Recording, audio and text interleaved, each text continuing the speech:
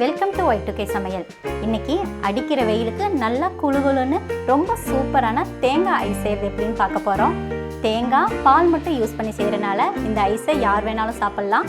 உடம்புக்கு ரொம்ப ஹெல்த்தியான ப்ரிசர்வேட்டிவ்ஸ் எதுவும் சேர்க்காத சூப்பரான தேங்காய் ஐஸ் செய்கிறது எப்படின்னு பார்க்க போகிறோம். வாங்க வீடியோக்குள்ளே போகலாம். அதுக்கு முன்னாடி நம்ம சேனலுக்கு நீங்கள் புதுசுன்னா சேனலை சப்ஸ்கிரைப் பண்ணுங்கள், மறக்காமல் பக்கத்தில் இருக்க பெல் ஐக்கானை கிளிக் பண்ணுங்கள். இப்போ வாங்க வீடியோக்குள்ளே போகலாம். தேவையான பொருட்கள் டிஸ்கிரிப்ஷனில் கொடுத்துருக்கேன், பார்த்துக்கோங்க.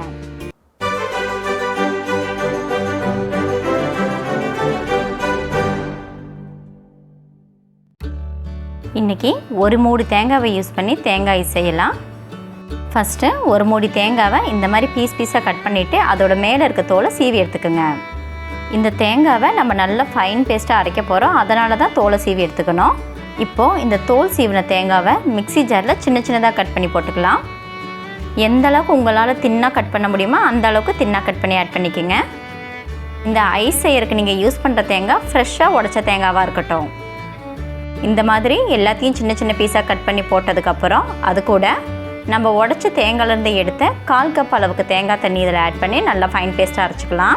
நீங்கள் உடைக்கிற தேங்காயில் எந்த அளவுக்கு தண்ணி இருக்கோ அந்த தண்ணியெல்லாம் ஆட் பண்ணிவிட்டு ஃபைன் பேஸ்ட்டாக அரைச்சி எடுத்துக்கோங்க. நல்லா ஃபைன் பேஸ்ட்டாக அரைச்சதுக்கப்புறம் அது கூட 1/4 கப் சர்க்கரை, 2 டேபிள் ஸ்பூன் அளவுக்கு பால் பவுடர், 1/2 கப் பால், 1/2 டீஸ்பூன் அளவுக்கு ஏலக்காய் பவுடர் ஆட் பண்ணி நல்லா மிக்ஸ் பண்ணிக்கலாம். எல்லாத்தையும் ஆட் பண்ணதுக்கப்புறம் தண்ணி எக்ஸ்ட்ரா ஆட் பண்ணாமல் மிக்சியில் போட்டு நல்லா பேஸ்ட் மாதிரி மிக்ஸ் பண்ணி எடுத்துக்கோங்க. நம்ம ரெடி பண்ணியிருக்க மிக்சர் ரொம்ப தண்ணி மாதிரி இல்லாமல் ரொம்ப கெட்டியாகவும் இல்லாமல் பாருங்கள், இந்த மாதிரி கன்சிஸ்டன்சியில் இருக்கணும். நம்மளுக்கு தேங்காய் ஐஸ்க்கு தேவையான மிக்சர் ரெடி ஆகிடுச்சு. அடுத்தது ஐஸ் மோல்டில் இதை ட்ரான்ஸ்ஃபர் பண்ணிடலாம். ஐஸ் மோல்டில் ஃபஸ்ட்டு நான் சின்னதாக கட் பண்ணி வச்சுருக்க பாதாமை கொஞ்சமாக ஆட் பண்ணுறேன். நீங்கள் உங்களோட டேஸ்ட்டுக்கு தகுந்த மாதிரி பாதாம், முந்திரி இல்லைன்னா வெள்ளரி விதை இதில் எது வேணாலும் ஆட் பண்ணிக்கலாம். ஆனால் ஆட் பண்ணும்போது சின்னதாக கட் பண்ணி ஆட் பண்ணிக்கோங்க. இப்போ நம்ம ரெடி பண்ணியிருக்க கோகோனட் மிக்சரை இதில் ஆட் பண்ணிடலாம். ஒரு மூடி தேங்காயில் மேக்ஸிமம் 6 to 8 மெம்பர்ஸ்க்கு தேவையான ஐஸை நம்ம ரெடி பண்ணிடலாம். எல்லா மிக்சரையும் ஆட் பண்ணதுக்கப்புறமும் அது மேலே நம்ம கட் பண்ணி வச்சுருக்க நட்ஸை ஆட் பண்ணிக்கலாம். எந்த அளவுக்கு நம்ம இதில் நட்ஸை ஆட் பண்ணுறோமோ அந்த அளவுக்கு இதை நம்ம சாப்பிடும்போது ரொம்பவே டேஸ்ட்டாக இருக்கும், உடம்புக்கு ரொம்ப ஹெல்த்தியானது. நீங்கள் நட்ஸுக்கு பதிலாக டியூட்டி ஃப்ரூட் இருந்தால் கூட ஆட் பண்ணிக்கோங்க. டியூட்டி ஃப்ரூட்டை ஆட் பண்ணிங்கன்னா நீங்கள் செய்கிற ஐஸ் பார்க்கறதுக்கு ரொம்பவே கலர்ஃபுல்லாகவும் இருக்கும், டேஸ்ட்டாகவும் இருக்கும்.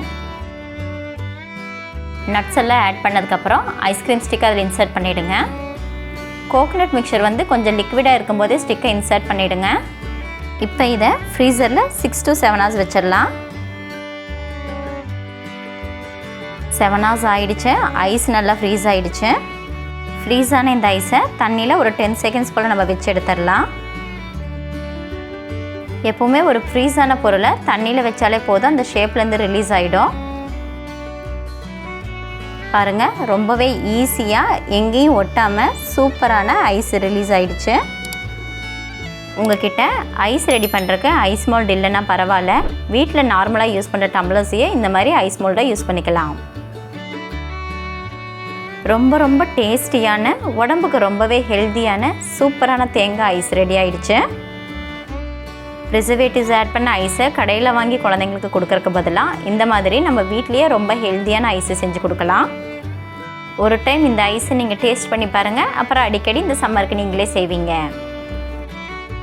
என்ன ஃப்ரெண்ட்ஸ், ரொம்ப ஈஸியாக ஹெல்த்தியான தேங்காய் ஐஸ் செய்கிறது எப்படின்னு பார்த்தீங்களா? இந்த ரெசிபி உங்களுக்கு பிடிச்சிருந்துச்சுன்னா லைக், ஷேர், கமெண்ட் பண்ணுங்கள். நம்ம சேனலுக்கு நீங்கள் புதுசுன்னா சப்ஸ்கிரைப் பண்ணுங்கள், மறக்காமல் பக்கத்தில் இருக்க பெல் ஐக்கனை கிளிக் பண்ணுங்கள். மறுபடியும் இன்னொரு ரெசிபியில் பார்க்கலாம். அது வரைக்கும் பாய்.